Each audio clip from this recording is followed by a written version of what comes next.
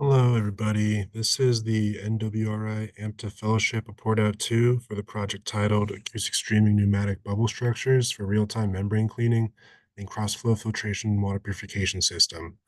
And my name is Kieran Fung. So a little bit about me. I'm a fourth-year PhD student at the University of Colorado Boulder. I like all things to do in Colorado, like snowboarding, camping, and hiking. And my main research focuses on developing a new membrane cleaning mechanism by leveraging the phenomena called acoustic streaming. And this project is advised by the principal investigator, Dr. Xiaoyun Ding, who's an expert in acoustic fluidics, and the co-advisor, Professor Yifu Ding, who's an expert in membrane processes, both from the University of Colorado Boulder. And the initial project goal for this fellowship was the development of a pneumatically controlled bubble for stable shape control and streaming effects for water purification processes. So to give you an update for the research progress that's been had since we last met, on the figure to the right, we can see the pneumatic microstreaming bubble device. We have a 3D printed chassis, which is used to characterize the microstreaming effects in flow fields, which is pneumatically controlled by a syringe piston, which is able to control the internal bubble pressure of the bubble at the glass capillary tip. And here we use a 500 micron inner diameter glass capillary, where the bubble gas liquid interface can be easily manipulated through changes in syringe piston or the internal pressure. And for methods in terms of imposing hydraulic load, once we feel that device is full and the outlet is plugged, we swap the feed solution at the syringe pump with a fully retracted syringe pump piston to act as pneumatic source for the internal gas pressure of the bubble. Um, and to impose hydraulic load, once the syringe pump inlet is swapped with pneumatic source, we compress the air onto the incompressible fluid of water until pressure load is achieved. And the syringe pump at the pneumatic capillary is also compressed to reach a pressure equilibrium on the bubble interface. And here we can see the experimental setup to the right for the syringe piston system for the glass capillary and the syringe piston for hydraulic load. And once the final pressure is reached, the gas liquid interface to the bubble is then manually positioned at the tip of the capillary for generation of microstreaming effects.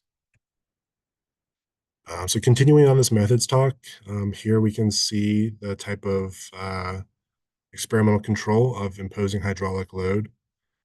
And here at the bottom right, we can see the pressure sweep going from 0 to about 30 psi. Now, prior to imposing hydraulic load, we can experimentally determine the resonant frequency of the bubble or the drive frequency in which microstreaming is most turbulent and intense.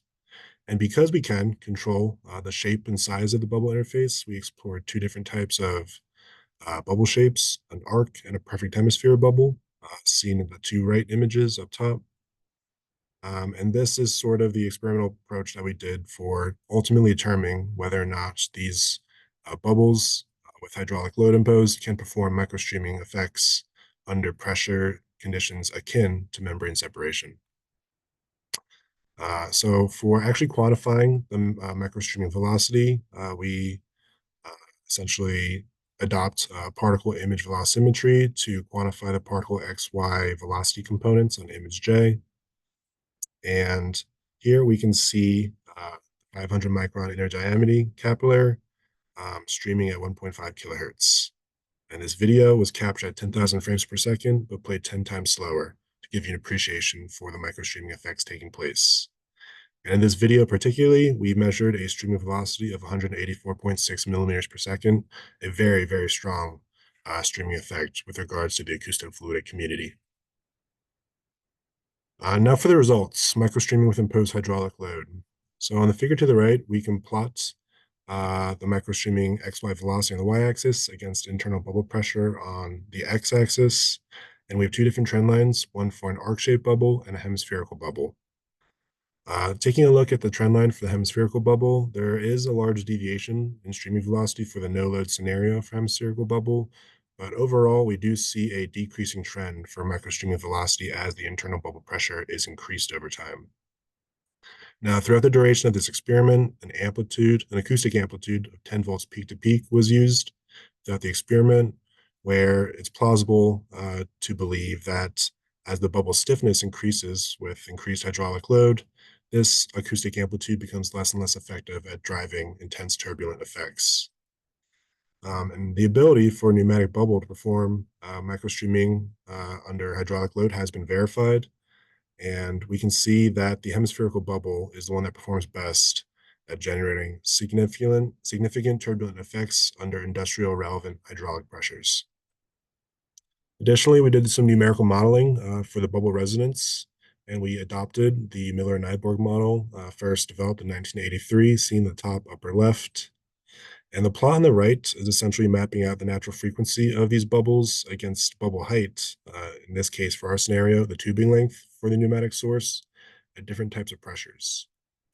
Um, Now, each trend line corresponds to internal bubble pressure with a respective bubble height or the length of tubing in which it has been compressed.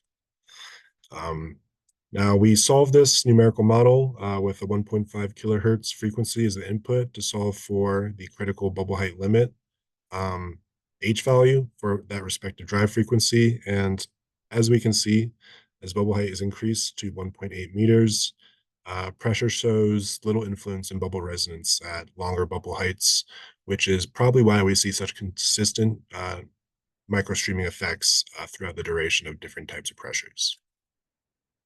So for the future work of this project, we've accomplished a few different things. The development of a pneumatically controlled bubble for stable shape control and streaming effects has been achieved. And we were also able to demonstrate microstreaming limitations for different types of hydraulic pressures in the PMB device. What's left for me is to determine the limitations of the PMB device under tangential flow and also implement this pneumatic microstreaming bubble device in a wastewater tangential flow separation process to evaluate its ability to restore membrane flux over time. A few remarks on the NWRI AMTA Fellowship. A big positive experience I had from this fellowship was it allowed me to pursue an avenue of research that has never been done before, which gave my opportunity to research pneumatic microstreaming bubble in the first place. And more so, the initial results are looking very, very promising to act as a novel membrane cleaning mechanism, and the entire experience has fulfilled me with pride and joy. As for the impact of the fellowship on myself, I was able to travel to West Palm Beach, Florida for the Membrane Technology Conference, the very first within my research lab, and was really appreciative of being able to talk and interact with industrial experts with an industry focused perspective on how my technology could be implemented into future membrane separation processes. I'd like to give a big thank you to everyone for the help and support. And if anyone's interested, you can contact me by email at the link below. Thank you.